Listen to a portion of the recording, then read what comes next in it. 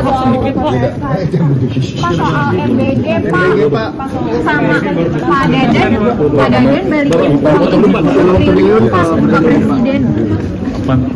Hari ini ya anggarannya dibalikin Pak, karena nggak keserap kan, terus dia balikin.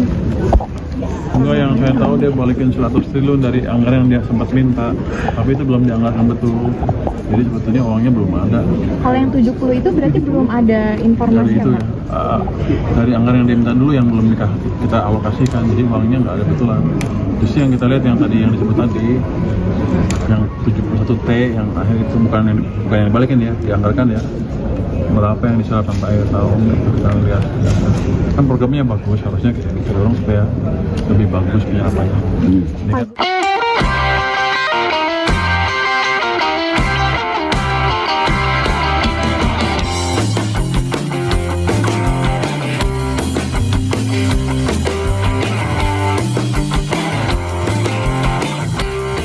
Rp70 triliun, uang rakyat yang katanya untuk memberi makan anak bangsa, kini dikembalikan begitu saja. Tapi tunggu dulu, Purbaya mengatakan nilainya bukan 70, melainkan 100 triliun. Di balik program makan bergizi, ada aroma politik, kepentingan dan mungkin penyelewengan. Makan bergizi gratis, terdengar mulia. Tapi ketika angka raksasa 70 triliun dikembalikan, publik mulai bertanya, apakah ini tanda transparansi atau tanda kegagalan sistem? Ini bukan sekadar angka. Ini adalah potret janji yang tertunda, harapan yang menggantung. Mengapa dana sebesar itu, yang semestinya menjadi nutrisi bagi generasi penerus, justru kembali ke pundi-pundi pemerintah? Pertanyaan yang paling mendasar, untuk siapa sebenarnya program ini dibuat? Drama ini dibuka oleh sebuah pengumuman resmi dari Badan Gizi Nasional, BGN. Dengan nada normatif, mereka menyatakan telah mengembalikan dana sebesar 70 triliun ke kas negara. Angka besar itu disampaikan sebagai bagian dari proses administrasi yang wajar. Alasan terdengar teknis, sisa anggaran belum terserap hingga batas waktu. Program turunan masih persiapan, kendala administratif di lapangan. Pernyataan BGN melahirkan reaksi beragam di tengah masyarakat. Sebagian lega melihat kontrol, sebagian cemas janji tak kunjung terwujud. Pengembalian dana masif berkontradiksi dengan urgensi yang dibangun. Seperti resep darurat, tapi stok justru dikembalikan karena prosedur rumit. Sesuatu jelas tidak sinkron antara narasi dan realitas. Perasaan campur aduk publik ini adalah alarm pertama. Mengapa proyek sepenting ini melambat? Siapa bertanggung jawab? Di pusat, di daerah. Pengakuan BGN hanyalah awal dari labirin anggaran yang gelap dan berliku.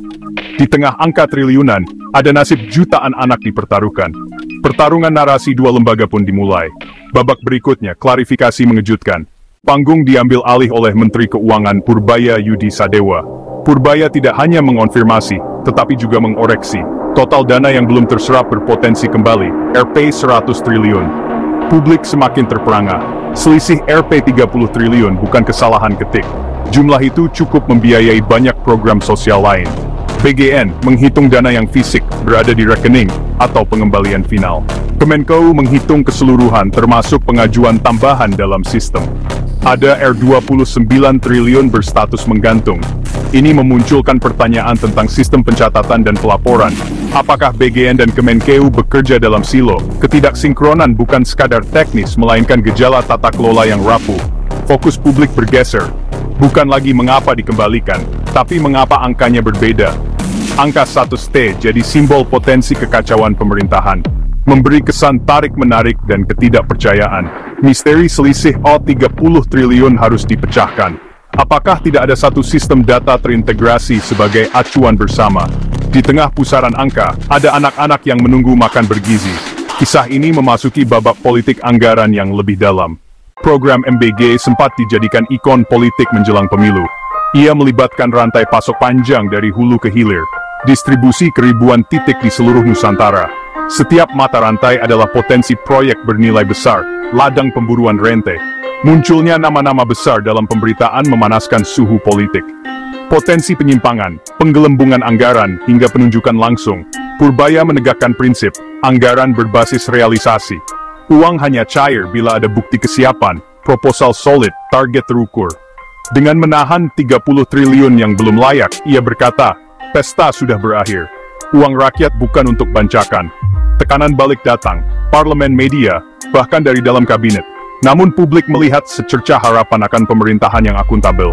Masih ada pejabat yang berani melawan arus demi amanah. Keberhasilan reformasi bergantung pada dukungan politik tertinggi dan pengawasan publik. Pertanyaannya, sampai kapan ia bisa bertahan menghadapi arus besar oligarki? Apakah ini awal perubahan sistemik atau anomali sesaat? Langkah-langkah kecil ini menata ulang budaya lama anggaran. Namun di luar hiruk-pikuk, ada meja-meja makan yang menunggu janji bergizi. Jauh dari hiruk-pikuk Jakarta, dampak terasa di meja makan rakyat. Ketika dana MBG tertahan, ditunda, atau dikembalikan, penerima manfaat jadi korban pertama. Anak-anak di pelosok menantikan makan siang gratis. Sekolah bersiap, namun dana tak kunjung datang.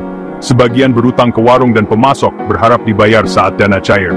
Penundaan ini bukan sekadar administrasi, ini urusan perut dan gizi. Kisah R70T yang terkuak menjadi status T adalah alarm nyaring. Ini cerminan cara negara mengelola uang kepercayaan rakyat. Bisa jadi awal era kehati-hatian, bisa juga bukti rapuhnya perencanaan dan koordinasi.